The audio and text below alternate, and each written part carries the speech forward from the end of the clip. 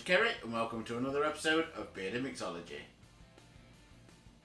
Today I'm going to be making an Enzoni. It's another cocktail I've never tried before.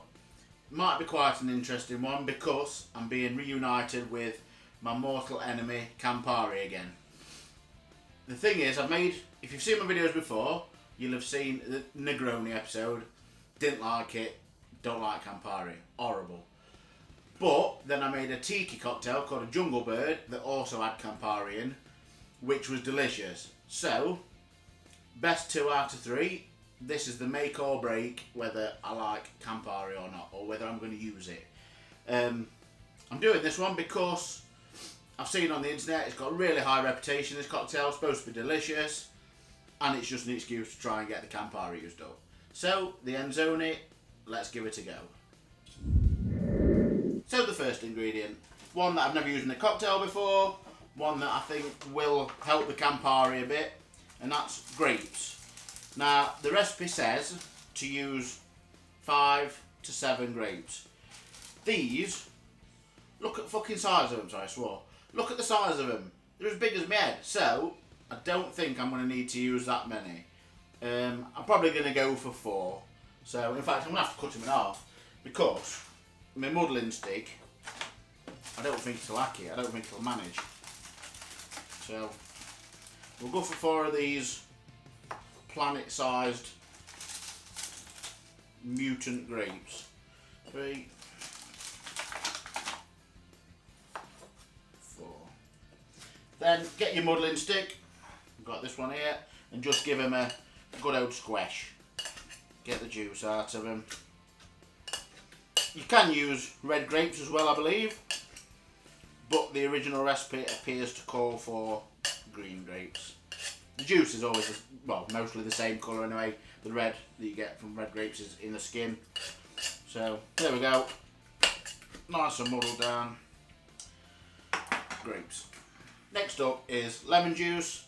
I'm doing this the educated barfly way again, where you start with the cheapest ingredients first. Not sure why. So this is 22.5 millilitres, 3/4 of an ounce of lemon juice. Then we have simple syrup, sugar syrup. Made this one fresh today. You can obviously buy it from the store, but it's easy to make. The beauty of making it yourself is, as I've found out today, if you use a pan that you've not quite cleaned properly, if you've left a speck of something, then that food goes into the simple syrup. This has got a little tiny bit of bolognese floating around in it. So you can leave that step out if you want. You don't have to put bolognese in, but we're pushing the boundaries of what goes into cocktails. So yeah, this is bolognese infused simple syrup. 15 millilitres of that, half an ounce. To be fair, it can't be any worse than Bloody Mary. So there we go. Then we're going to go for the Campari. My favourite, honestly. We'll give it a smell just to remind ourselves of... Oh God, it's horrible. It's just like perfume. Some people will say that that's what it's meant to be, but yeah, I don't want to drink perfume. Every time I smell it, I imagine it's like Indiana Jones. You know that bit where they open the ark or whatever it is and his face melts? Yeah, that's what it is. So, with Campari, 30 millilitres, 1 ounce. Devil blood, honestly. And finally, gin. You can use your gin of choice. Today I'm going for the J.J. Whitley handcrafted London Dry Gin. I tell you what, J.J. Whitley at the minute are absolutely knocking it out of the park with various spirits. Excellent vodka, amazing gin, the flavoured stuff, and it's reasonable, well priced.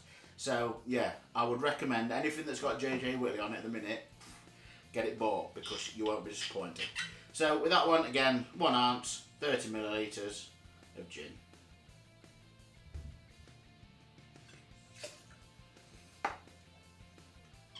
Then just chuck a few ice cubes in, stick the lid on, and as usual, give it a shake.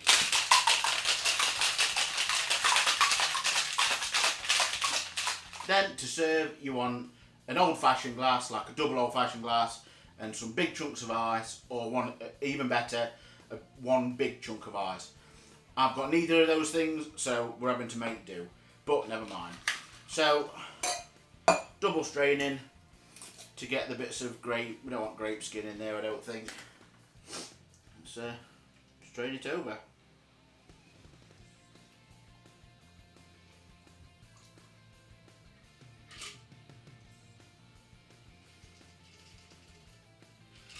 There we go. Like I say, it's better to have an old-fashioned glass or whatever, because it makes it look like you've got more in the glass. These always look like I've skimped on the portion size, but that's where it is. I was gonna garnish with a grape with a toothpick, but I haven't got a javelin, so I've not got anything big enough to garnish with. So just imagine it's got a grape sticking out of the top on a toothpick. But there you go, that's the Enzoni. Now's the important part, the tasting. So, just give it a go. Oh,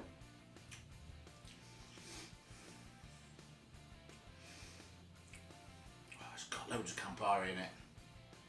It's very sweet, not as bad as a Negroni.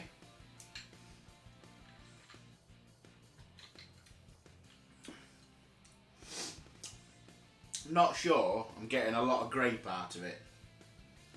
Let me just try one of these grapes.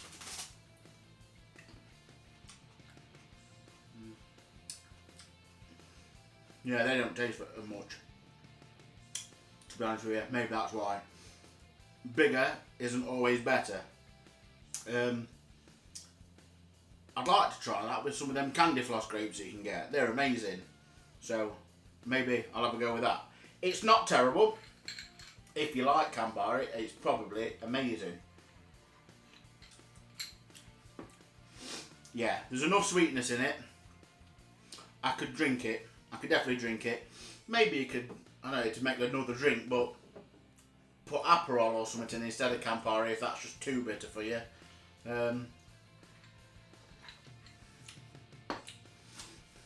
It's interesting. For me, it's drinkable. If you like a Negroni, I'm sure you'd love this, because it's like that, just sweeter, a bit more quaffable, I would say. If I got rosy cheeks and did rowing in Henley and stuff. Yeah, it's not bad. It's all right. I could drink this if someone made me one. In fact, you know what it tastes like? Grapefruit. That's all I'm getting from that now. That's grapefruit juice. Alcoholic grapefruit juice. So, yeah, it's alright. Not sure where the internet love for it is, because it's the best drink ever. My man Steve the bartender loves it. It's good enough for him. It's good enough for me, to be fair. But yeah, the Enzoni. I'd give it a go if I were you. It is tasty. A bit bitter, if you don't like that kind of thing. But yeah, it's definitely better than Bloody Mary, better than a Negroni, better than an espresso martini. So we're winning. I could get away with that one. Ladies and gentlemen, the Enzoni. So thanks for watching. Hope you've enjoyed the episode. I felt it was a good one this week. Interesting cocktail. Not necessarily my cup of tea, but okay. If you did like the episode, please click like, subscribe and the bell icon on YouTube if you've not already done so. Check out the Instagram. And as always, everybody please stay safe. And I'll see you all again with another episode of Beard and Mixology. Thanks for watching.